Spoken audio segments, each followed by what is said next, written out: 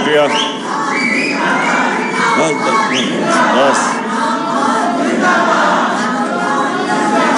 بس بس بس بس بسم اللہ الرحمن الرحیم. بس بس بس بس بسم اللہ الرحمن الرحیم. خاموشی خاموشی. ایاک نعبد و ایاک نستعین. میں بس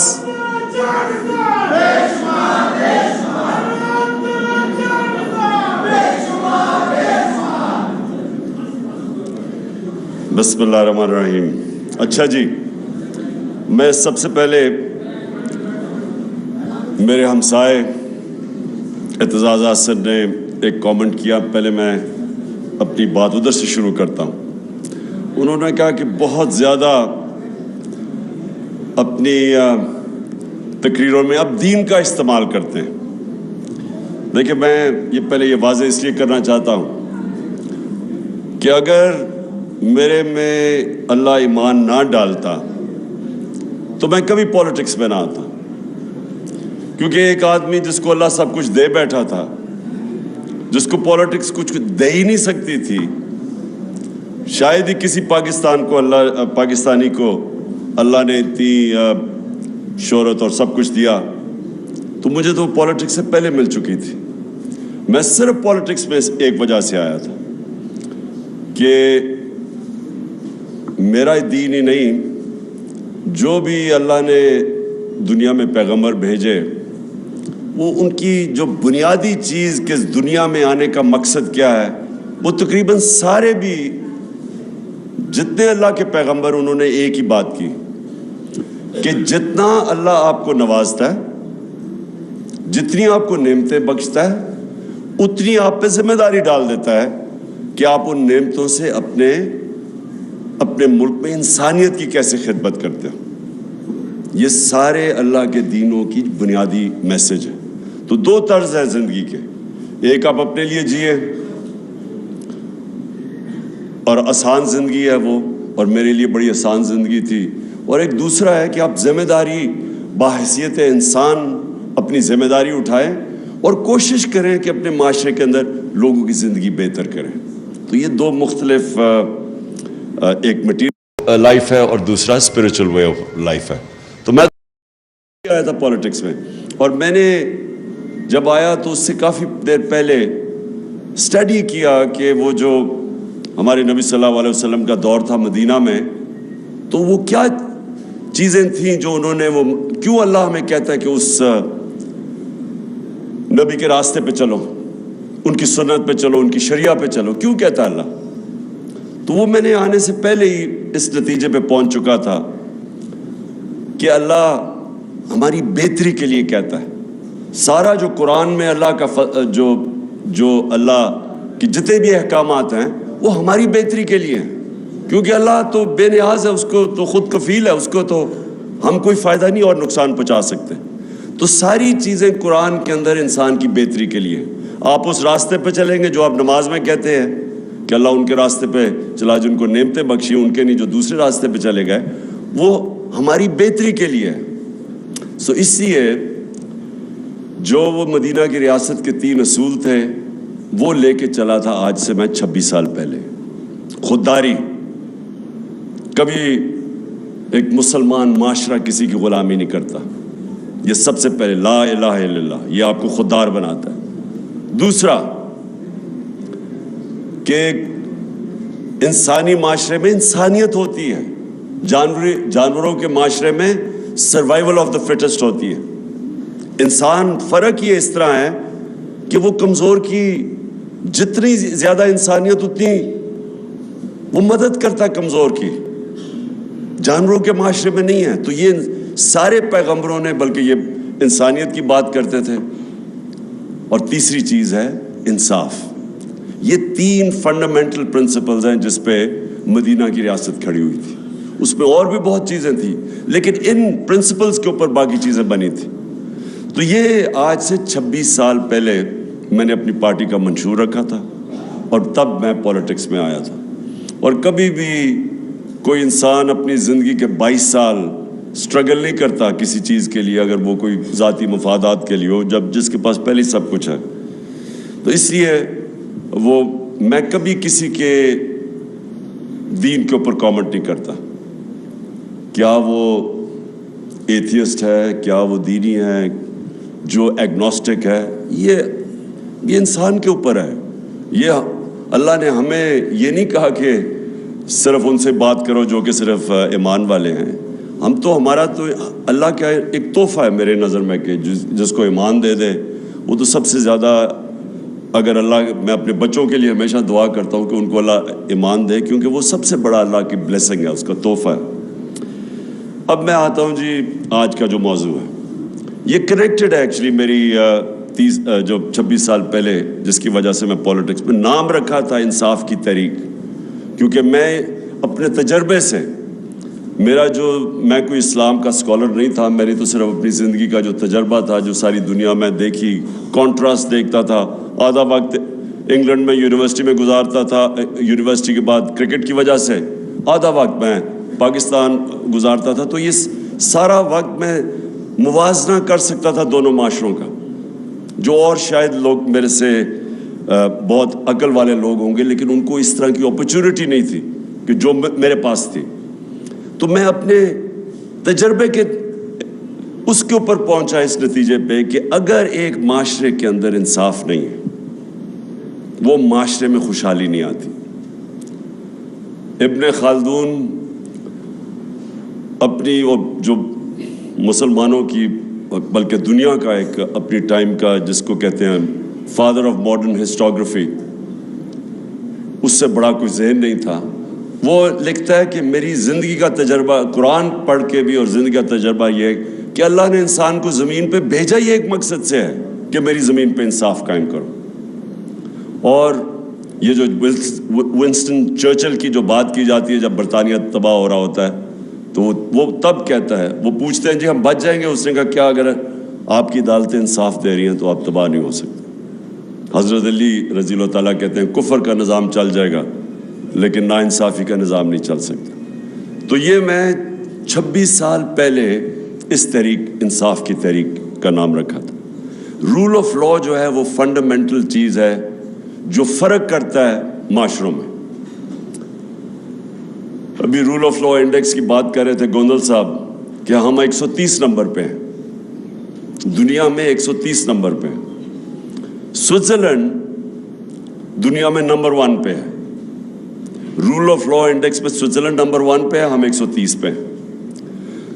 سوئٹزرلینڈ کے کیونکہ میں نے سوئٹزرلینڈ دیکھا ہوا ہے، اس کی صرف کمال ایک ہے کہ ان کے زبردست پہاڑ ہیں.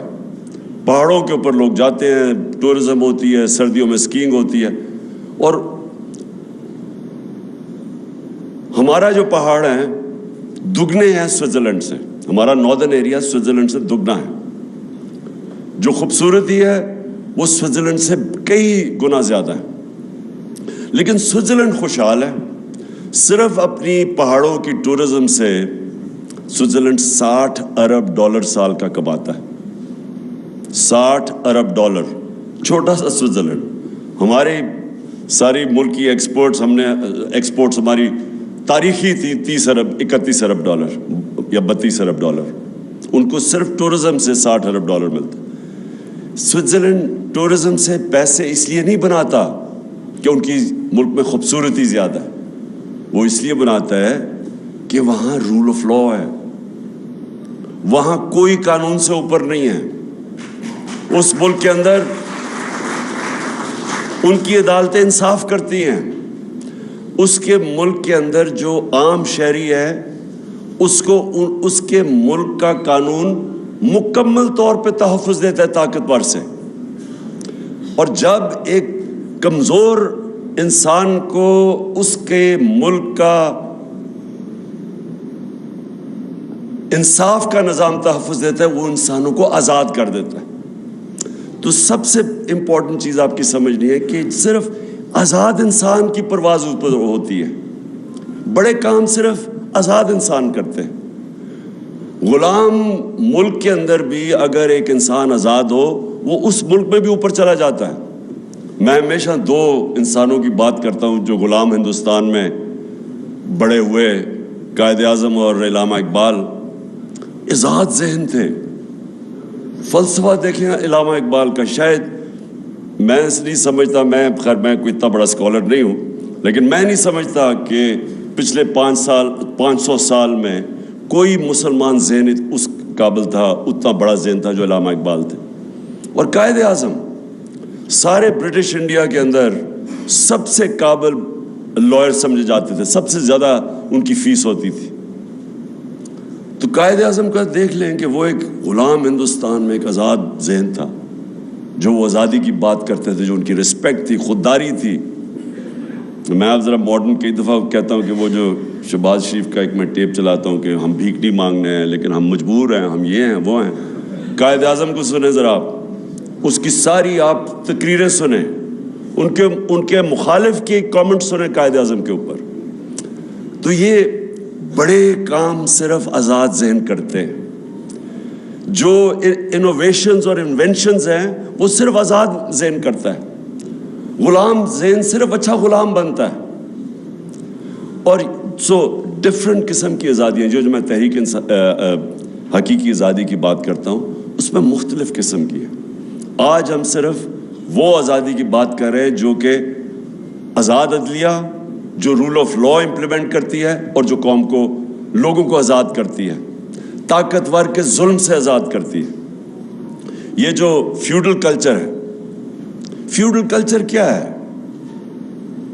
کیوں ایک وقت ہوتا تھا کہ اوپر سے انویڈر آتا تھا، جیسے ہی افغانستان سے گزرتا تھا سیدھا وہ پہنچتا تھا دلی تک، کوئی راستے میں اس کو رکاوٹ نہیں ہوتی تھی، کیونکہ فیوڈل سسٹم کے اندر لوگ غلام ہیں.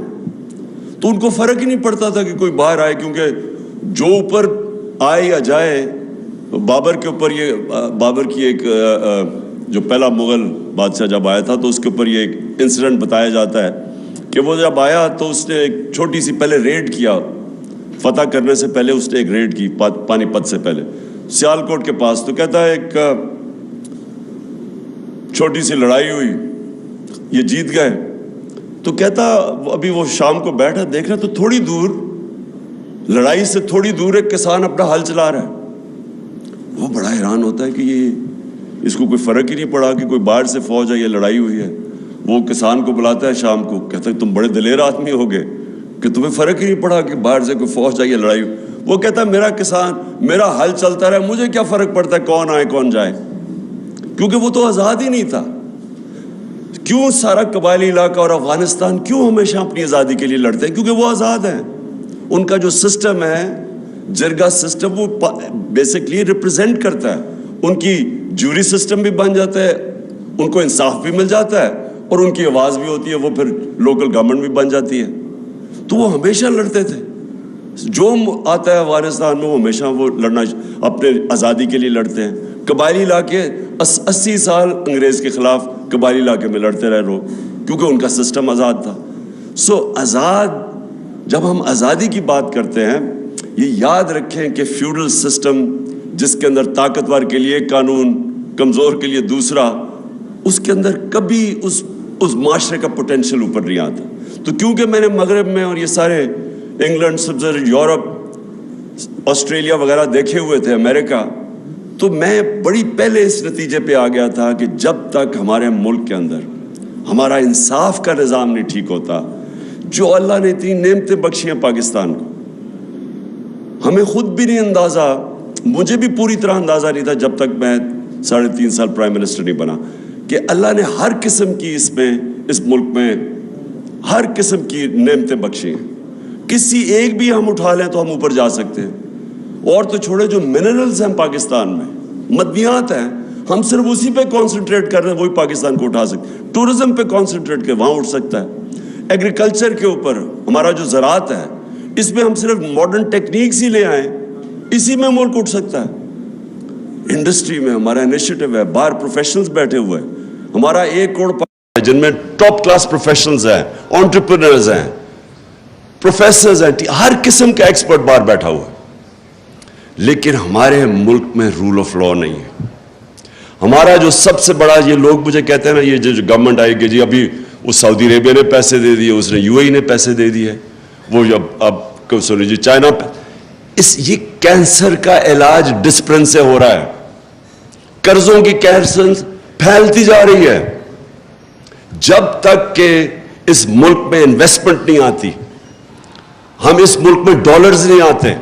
ہم نے 2 طرح تو ڈالرز ریکارڈ منگوائے تھے, ایکسپورٹس ہماری ریکارڈ تھی, ریمیٹنسز ریکارڈ تھی, لیکن جو انویسٹمنٹ تھی جس سے اصل میں پاکستان اٹھ رہا ہے, اس کے سب سے بڑی رکاوٹ اس کے سامنے رول آف لا نہیں ہونے کی ہے, کانٹریکٹ انفورسمنٹ نہیں ہے. بڑے بڑے انویسٹر ڈرتے ہیں, جو میس لیول پہ جو آپ کے اوورسیز انویسٹرز ہیں, جو کہ چھوٹی چھوٹی انویسٹمنٹ کر سکتے ہیں, 1 کروڑ میں سے 20 لاکھ پاکستانی انویسٹمنٹ کر دیں, 1 کروڑ میں سے 20 لاکھ بھی انویسٹ کر دیں, پاکستان کو کوئی کسی سے پیسے لینے کی ضرورت نہیں, کوئی IMF کے پاس جانے کی ضرورت نہیں. تو پوچھے وہ انویسٹ کیوں نہیں کرتے؟ سب سے بڑا ان کا پرابلم یہ ہے کہ جہاں جیسے ہی وہ پھنستے ہیں عدالتوں میں, ان کو کوئی اعتماد نہیں ہے کہ ہمیں انصاف ملے گا, ہماری انویسٹمنٹ بچے گی. میں سارا وقت, کیونکہ میں اوورسیز پاکستانی سے پیسے اکٹھے کرتا تھا, شوکت خانم کے لیے, پھر تحریک انصاف کے لیے, تو مجھے ہمیشہ یہ کہا کرتے تھے کہ ہم جب پلاٹ بھی لیتے ہیں تو اس کے اوپر قبضہ ہو جاتا ہے. کون فیکٹری لگائے گا, کون بزنس شروع کرے گا؟ وہ دبئی میں جا کے بزنس کرنا شروع کر دیتے ہیں, یہاں بزنس نہیں کرتے. کیونکہ جب ایک پلاٹ کے اوپر, پلاٹ سے زیادہ سیف چیز کیا ہے, اس کے اوپر ان کو مصیبت پڑ جاتی ہے کہ اس کے اوپر قبضے ہو جاتے ہیں, عدالتوں کے وہ چکر لگاتے ہیں. کوئی طاقتور آ کے قبضہ گروپ آ کے, اچھا قبضے گروپ بھی سمجھ گئے ہیں کہ اوورسیز پاکستانیوں کی کون سا پراپرٹی ہے, وہ بیچارے خرید کے واپس جاتے ہیں, پیچھے سے قبضہ ہو جاتا ہے. تو جب آپ ایک سیف انویسٹمنٹ پلاٹ کے اوپر بھی آپ لوگوں کے قانون کے اوپر اعتماد نہیں ہوتا, تو کیسے انویسٹمنٹ آ سکتی ہے جو کہ اس ملک میں اتنی آ سکتی ہے؟ کیونکہ جو اوورسیز پاکستانی اس کے پاس جس وقت جو ان کے پاس ڈالرز پڑے ہوئے ہیں, جتنا پاکستان کا قرضہ ہے اس سارے قرضے سے زیادہ ڈالرز باہر پڑے ہوئے ہیں اوورسیز پاکستانی کے. اور میں ان کی بات نہیں کر رہا جنہوں نے چوری کر کے پیسہ باہر لے کے گئے یہاں کے ڈالرز, میں بات کر رہا ہوں جو انہوں نے باہر کمائی کی تھی جو پاکستان آ سکتا ہے. تو میری پہلی چیز یہ کہ ہمارا جو آج پاکستان کا مستقبل ہے, فیوچر جس طرف ہم جا رہے ہیں, یہ لازم ہے کہ اگر ہم رول آف لا اس ملک میں نہیں اسٹیبلش کرتے, ہم کبھی بھی اس ملک کو اس دلدل سے نہیں نکال سکتے. ہماری جو معیشت ہے, میں تو پہلے اس کے معیشت کے اوپر بات کرتا ہوں, کہ یہ کبھی بھی پراسپر نہیں کر سکتی جب تک کہ پاکستان میں رول آف لا نہیں آتا, ہم اسٹیبلش نہیں کرتے. جو انویسٹر ہے اس کو اعتماد نہیں ہوتا ہماری کانٹریکٹ انفورسمنٹ کے اوپر. یہ نمبر 1 میری چیز ہے. نمبر 2, انسان کا جو پوٹینشیل ہے اس ملک میں وہ کبھی ریلیز نہیں ہوگا جب تک کہ انسان کو ہم پروٹیکشن نہ دیں, جب اس کے بنیادی حقوق کو ہم پروٹیکٹ نہ کریں. اب آپ کے سامنے یہ کلاسک کیس ہے, شہباز گل کا یہ کلاسک کیس آپ کے سامنے ہے. ایک آدمی کو اغوا کیا جاتا ہے, اس کو پکڑ کے سب کے, وہ تصویر ہے کہ آئے ہیں لوگ گاڑی میں, کوئی وارنٹ نہیں دکھائی جاتی, وہ کوئی مفرور نہیں تھا, کوئی بھاگ نہیں رہا تھا. کہیں بھی جا کے آتے اس کو وارنٹ دکھاتے, جی یہ آپ کے اوپر چارجز ہیں, اس کو لے جاتے. اغوا کر کے لے کے گیا, پتہ ہی نہیں پہلے ہمیں چلا وہ گیا کدھر ہے. ادھر انہوں نے اس کو تشدد کیا, اس کے اوپر ننگا کر کے اس کو مارا, اور اس کی پھر تکلیف میں اس کی تصویریں بنائیں ننگا کر کے. یہ تو پہلے تو یہ ذرا سن لے کہ یہ کس مہذب معاشرہ جس کے اندر قانون ہوتا ہے وہاں اس کی اجازت ہے. کوئی مجھے معاشرہ بتا دے دنیا میں کہ وہ اجازت دیتا ہے یہ کرنے کے لیے. تو پہلے تو اس کو مارتے ہیں, اس کے بعد پتا چلتا ہے جی اچھا 2-3 دن کے بعد, 2 دن کے بعد پتا چلتا ہے جی اس نے وہ بہت بڑا اس نے کوئی غداری کر دیا ملک کے ساتھ. اچھا میں اب یہ اپنا کہوں کہ مجھے پتا ہی نہیں تھا شروع میں کیا ہوا, مجھے اس کی صرف ایک میسج آئی کہ کال آئی کہ جی میں نے کوئی ٹی وی کا انٹرویو دیا, اس میں تھوڑی سی کنٹروورسی ہے. میں نے کہا کیا کر جی, میں نے کہا تھا کہ کوئی ان لافل کمانڈ نہ سنا, بس یہ میری آخری بات ہوئی ہے اس سے. میں نے کہا اچھا ان لافل وہ تو سب کہتے رہتے ہیں. بعد میں پتا چلا اس نے وہ جو ایڈ کر دیا جی گورنمنٹ آفیسز. اس کے بعد میں پتا چلا کہ اصل میں تو یہ وہ اصغر خان کا کیس تھا, اس کے اندر عدالت ہی وہی باتیں کر رہی ہے. یعنی وہ کوئی اتنا بڑا جرم نہیں تھا کہ اس کو اس طرح پہلے اغوا کرو پھر مارو, اس سے پھر پتہ نہیں کیا. اور اس کو جو حال تھا, مجھے تو بعد میں وکیلوں نے بتایا کہ اس کا وہ مینٹلی ٹوٹل شیٹر کر دیا انہوں نے اس کو. تو کیا کیا ہوگا کہ اس کو بالکل ہی مینٹلی ایک آدمی کو, اچھا وہ چلے یا تو ہونا وہ کوئی اس طرح کا جو جیل سے اندر باہر جاتا ہو, وہ تو تکڑے ہوتے ہیں لوگ. وہ پروفیسر وہاں کا, وہ امریکن یونیورسٹی کے اندر وہ لیکچر دے رہا ہے, اس کو یہ جب ٹریٹمنٹ کی گئی تو اس کا اوپر جو ذہنی طور پہ گزرا ہوگا, میں بھی حیران کہ سوچیں اس کی فیملی ہوگی, اس کی وائف ہوگی, وہ کیا اس کی تصویریں دیکھ رہی ہیں, وہ کیا سوچتی ہوں گی. اس کے رشتہ دار, اس کے بھائی, اس کے فادر ان لا میرے پاس آئے, وہ سارے اس کو دیکھ کے ایک آدمی کو اس طرح بریک کرنا. اور جو کر رہے تھے ان کو کوئی خوف نہیں تھا قانون سے, ان کو کوئی فکر نہیں تھی کہ ان کا کوئی احتساب ہوگا, کوئی قانون ان کو انصاف کے کٹہرے میں کھڑا کیا جائے گا, کوئی فکر نہیں تھی ان کو. ظلم کرتے ہیں, پولیس سے پوچھتے ہیں, بعد میں پولیس کہتے جی ہم نے تو نہیں کچھ کیا. تو پھر کس نے کیا؟ کون تھا اس کے پیچھے؟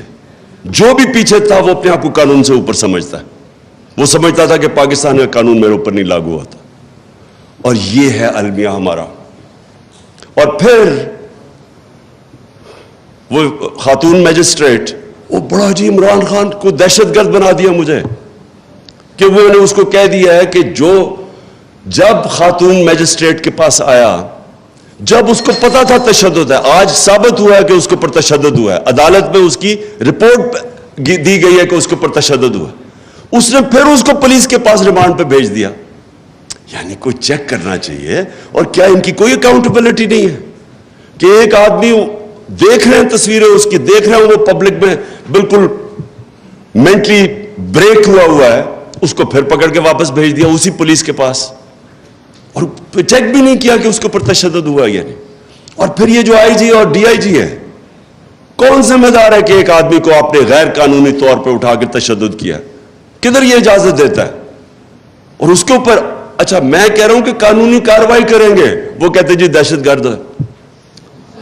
سوچ لے کہ اچھا پہلے وہ غلط کام کر رہے ہیں, ان کے غلط کام کرنے کے لیے ہم کہہ رہے ہیں قانونی کارروائی کریں گے, اور وہ اوپر سے دہشت گردی کا پرچہ کروا دیتے ہیں میرے اوپر, اور جناب وارنٹ نکال دیتے ہیں. یہ ساری چیزیں کیا شو کرتا ہے کہ ہمارے ملک میں قانون کی حکمرانی نہیں, طاقت کی حکمرانی ہے. جو طاقتور ہے وہ قانون سے اوپر ہے, جو کمزور ہے اس کی حفاظت نہیں کرتا قانون. اس لیے یہ بڑا امپورٹنٹ ہے کہ ہم اپنے ملک میں جد و جہد کریں. یہ پاکستان کی فیوچر کی جنگ ہے. یہ جو اب انصاف کی جو تحریک ہے اس ملک میں رول آف لا قائم کرنے کے لیے, یہ ملک کا فیوچر ہے. یا ایک طرف یا ملک ادھر جائے گا اور یا دوسری طرف تباہی کی طرف جائے گا. اگر اسی طرح اس ملک کے اندر قانون کی حکمرانی نہ ہوئی, میں آپ کو کہتا ہوں کہ کوئی طریقہ ہی نہیں ہے کہ ہم یہ معاشی تباہی سے بچ سکتے ہیں. کوئی کسی کے پاس آنسر نہیں ہے. وہ بڑا سنا تھا جی, بہت بڑا جینیس تھا شہباز شریف. لوگوں نے ریئلائز نہیں کیا کہ اشتہاروں کے اندر ہی وہ جینیس تھا. ساری ترقی اشتہاروں میں تھی. جب سے وہ آیا, مجھے یہ بتا دے کہ ان کے پاس کون سا روڈ میپ ہے. یہ جو ہم قرضے لیتے جا رہے ہیں, گروتھ ریٹ کم ہوتی جا رہی ہے, انڈسٹری سکڑتی جا رہی ہے, کسانوں کے پاس اتنی زیادہ مہنگائی کر دی ہے, بجلی کی دگنی قیمت کر دی ہے بجلی کی. کسانوں کے پاس ٹیوب ویل چلانے کے پیسے بل آ رہے ہیں. عام بیچارہ مڈل کلاس سفید پوش, برے حالات ہیں لوگوں کے. تو اکانومی سکڑ رہی ہے, قرضے بڑھتے جا رہے ہیں. تو ہمارے پاس کدھر سے ویلتھ کریشن ہوگی کہ ہم یہ قرضے واپس کریں؟ کدھر سے دولت میں اضافہ ہوگا کہ اگر آپ کی انڈسٹری بھی بند ہو رہی ہے, بے روزگاری بھی بڑھ رہی ہے, ایکسپورٹس گر رہی ہیں, باہر سے جو دولت ریمیٹنسز آنی تھی ان کی وہ ڈراپ ہو گئی ہیں, تو کدھر سے پاکستان کے پاس پیسہ آئے گا؟ یہ قرضے یہ جو لے رہے ہیں اور قرضے, کوئی ہمارے پاس راستہ نہیں کہ اگر ہم نے اس ملک کو معاشی طور پہ ٹھیک کرنا ہے تو یہ ایک بڑی, یہ ساری اوور آل پکچر کے اندر جس کے اندر قانون کی حکمرانی آنی پڑے گی, جس کی وجہ سے انویسٹر آئے گا پاکستان میں, اور پھر نہ ہی ڈیموکریسی آ سکتی ہے. ڈیموکریسی اور رول آف لا ساتھ ساتھ چلتے ہیں. آپ اگر الیکشن کروا دیں ایک ملک کے اندر جدھر رول آف لا نہیں ہے, جمہوریت آ ہی نہیں سکتی. جو طاقتور ہے, جس کے پاس پیسہ ہے, جس کے پاس 2 نمبر پیسہ, وہ اوپر آ جائے گا. کیسے مقابلہ کرے گا ایک آدمی, پڑھے لکھے لوگ کیسے مقابلہ کریں گے اس کا جس کے پاس مسل بھی ہے, اس کے پاس جو سندھ کے اندر, آج مجھے بتائیں سندھ کے اندر کون سی جمہوریت ہے؟ جو ان کے یہ پیپلز پارٹی کے خلاف کھڑا ہوتا ہے, 15% لوکل گورنمنٹ میں لوگ کھڑے ہی نہیں ہوئے کیونکہ ان کے اوپر کیسز کر کے FIR کر کے ان کو انپوز جتا دیا 15% کو. باقیوں کے پاس جو الیکشن لڑنے جاتا ہے وہاں اس کے اوپر FIR کٹ جاتی ہے. میرے اوپر 16 FIR کاٹ دی ہے, وہ تو چھوڑے اب دہشت گردی کا کیس کر دیا ہے, تو بیچارے عام لوگوں کا کیا ہوتا ہوگا؟ مجھے یہ بتائے کہ میرے پاس تو پھر بھی میں ایک, چلے وہ اللہ نے کرنا تھا کہ کل قوم ساری سڑکوں پہ آ گئی رات کو 2 بجے 3 بجے, نہیں تو میں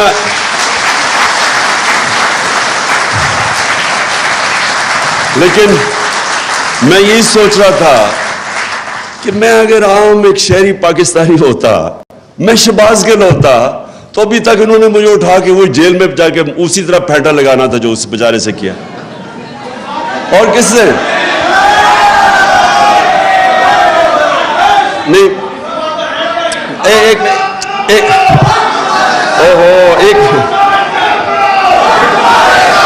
بس بس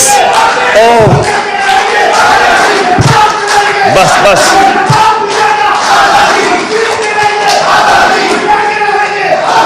بس ایک منٹ بس بس کرو, سن لو.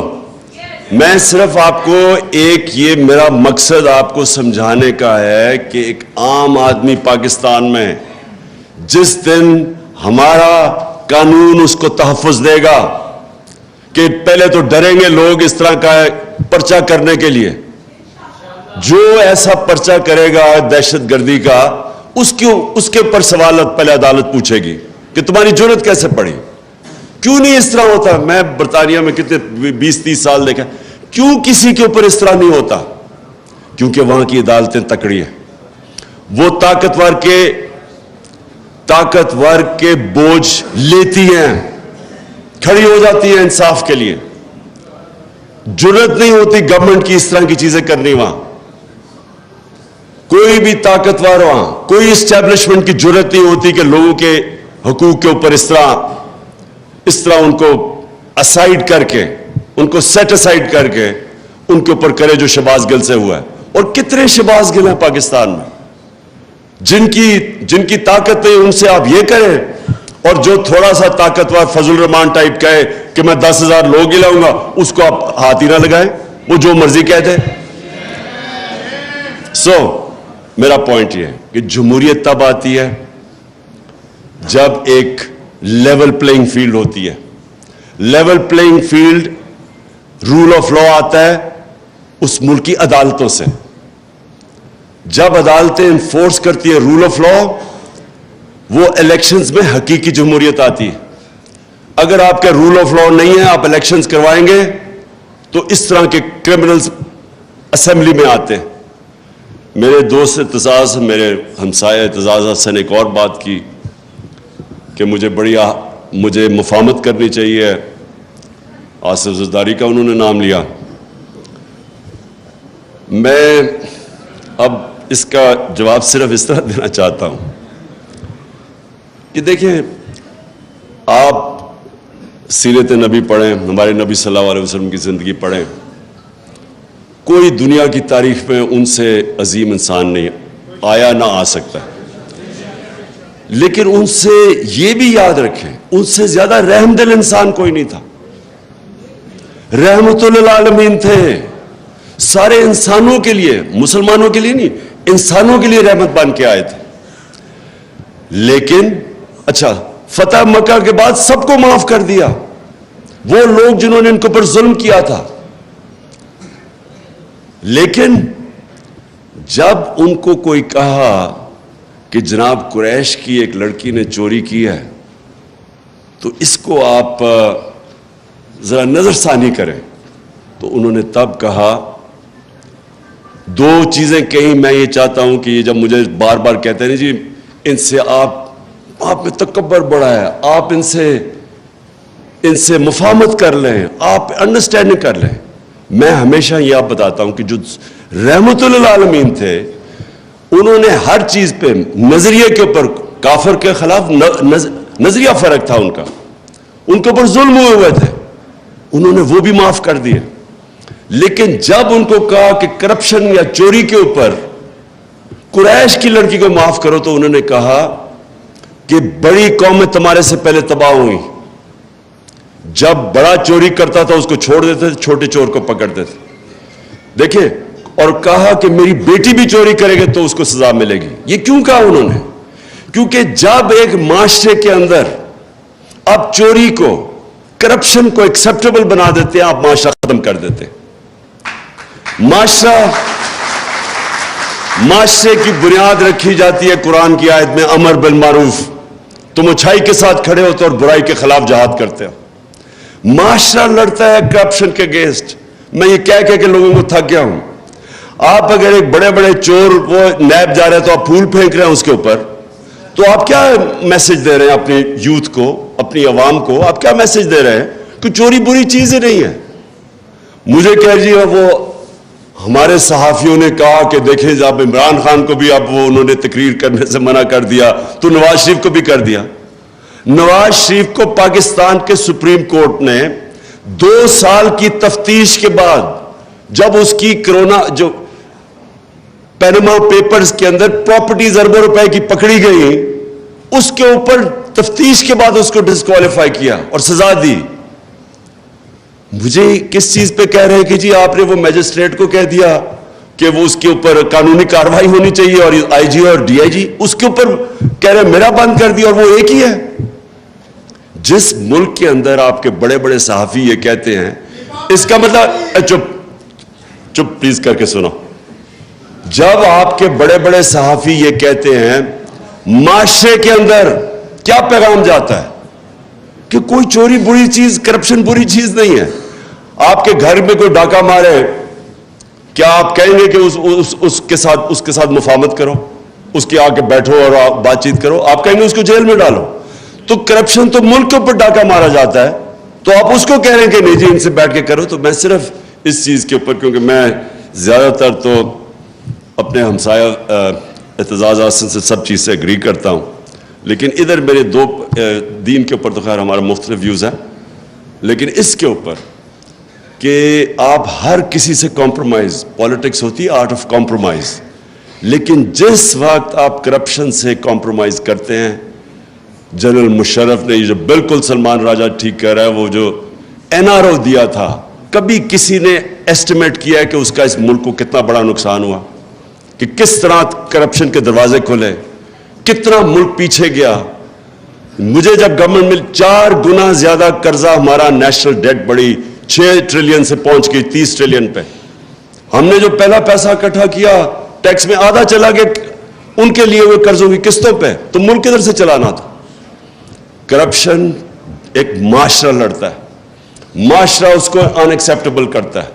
عدالتیں ہماری ان کی سب سے بڑی ڈیوٹی یہ ہوتی ہے کہ جو بڑی کرپشن ہے اور جو سب سے مشکل ہے, جو وائٹ کالر کرائم جسے کہتے ہیں, جب تک ایک معاشرہ وائٹ کالر کرائم کا مقابلہ نہیں کرتا وہاں خوشحالی نہیں آتی.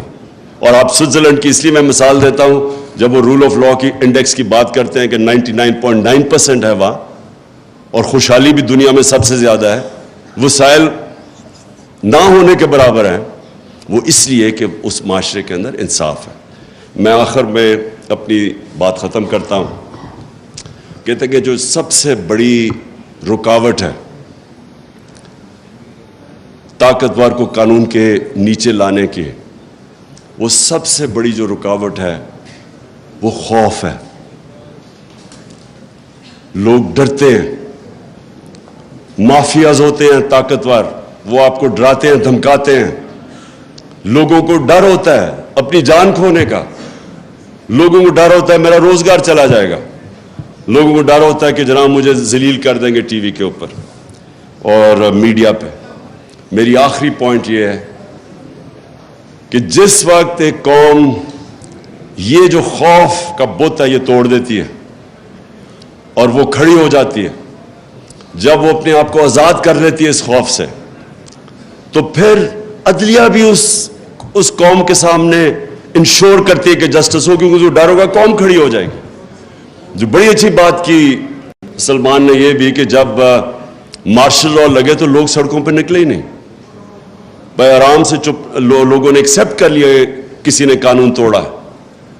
لیکن میں یہ سمجھتا ہوں کہ ہمارا ملک، یہ بہت بڑا اللہ نے کرم کیا ہمارے ملک پہ کہ ہمارے لوگوں کو بیدار کر دیا ہے، شعور آ گیا ہمارے لوگوں میں، چینج ہو گیا ہے. کبھی میں نے پاکستانی قوم کے اندر اس طرح کی بیداری نہیں دیکھی. اور مجھے جو سب سے زیادہ اس وقت ایک میرے دل میں خوشی یہ ہے کہ ہر چیز، یہ جو بری چیزیں ہو رہی ہیں یہ میڈیا کے اوپر، یہ سوشل میڈیا کے، ان کے لوگوں کو دبا رہے ہیں. ٹیلی فون جا رہے ہیں، کوئی تو لکھتا ہے کہ ہم تمہیں یہ کر دیں گے، ان نون نمبر سے ٹیلی فون جا رہے ہیں، ہم ایجنسی سے کال کر رہے ہیں، آپ نے یہ نہیں کہنا، وہ نہیں کہنا، لوگوں کو ڈرا رہے ہیں، دھمکا رہے ہیں، سپریس کر رہے ہیں. لیکن جو مجھے اور میڈیا کو، ARY کو بند کیا، وہ بول کی اس دن میری تقریر اس کو لائیو ختم کر دیا. میڈیا کو کال جاتی ہے کہ آپ نے نہیں دکھانا یہ تحریک انصاف اور عمران خان کو. لیکن اس ساری چیزوں میں جو سب سے خوشائن چیز ہے ہمارے ملک میں کہ ہمارے لوگ وہ ادھر پہنچ گئے ہیں کہ میں اب پورا، مجھے میرا ایمان ہے کہ یہ جو شعور کا، میں یہ ورڈ یوز کرتا ہوں شعور کا، اور یہ جو بیداری کا جو جن ہے جو بوتل سے نکل چکا ہے، جو مرضی اب کوئی کر لے، یہ اب بوتل میں واپس جانے نہیں لگا. یہ جو میرا ایمان ہے کہ یہ اب ملک کو انشاءاللہ حقیقی آزادی کی طرف لے کے جائے گا. شکریہ.